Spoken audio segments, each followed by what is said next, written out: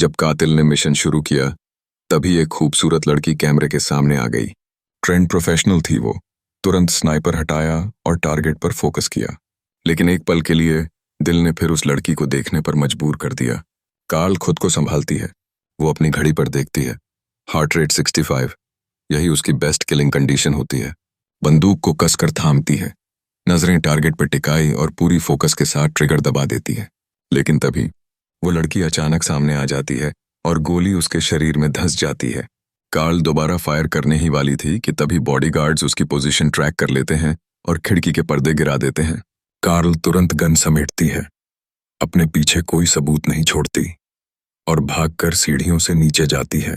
बाहर उसका छोटा इलेक्ट्रिक स्कूटर खड़ा होता है। पुलिस पहुंचती उससे पहले वो साइड वाली गली से निकल जाती है।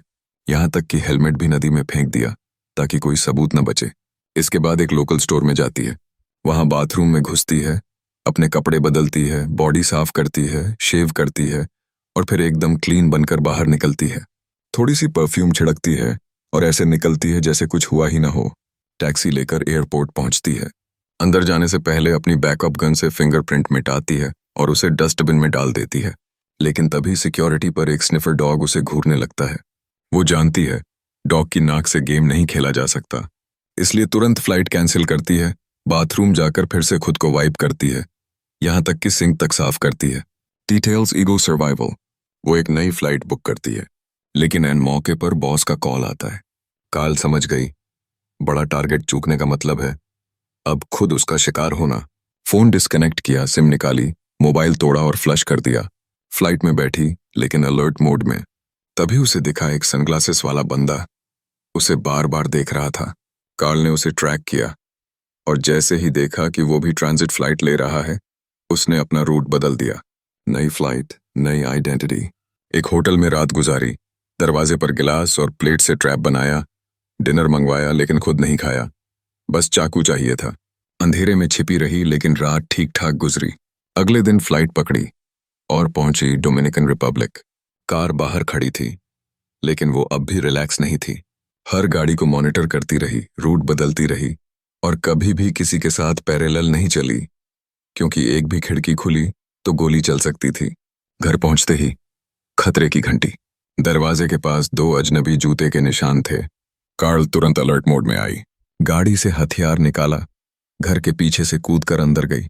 घर के पास भी पैरों के निशान थे, यानी दुश्मन घर के अंदर जा चुका था।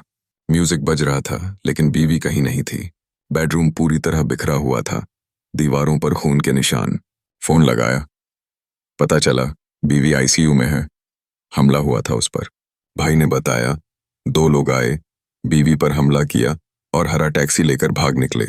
कार्ल ने बीवी को प्राइवेट हॉस्पिटल शिफ्ट किया, खुद सीक्रेट बंकर से पुराने हथियार निकाले और फिर टूरिस्ट के गेटअप में बाहर निकली। अब उसकी तलाश थी हरे रंग की टैक्सी की। टैक्सी देखी, कंपनी का नाम नोट किया और रात को उस ऑफिस पहुंची। गेटकीपर को गोली मारी, अंदर घुसकर टैक्सी रिकॉर्ड्स चेक किए। एक टैक्सी 2 दिन पहले उसके घर के पास देखी गई थी। ड्राइवर मिला, एक कर्ली हेयर वाला नौजवान। कार्ल ने उससे सवाल किए। उसने बताया 2 लोग आए थे, एक बॉडी बिल्डर जैसा आदमी, दूसरी एक पतली लड़की।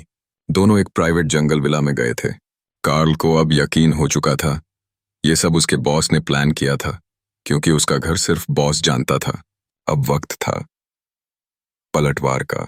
नया पासपोर्ट, नई गन, नई कार और अगला स्टॉप न्यू ऑरलियंस।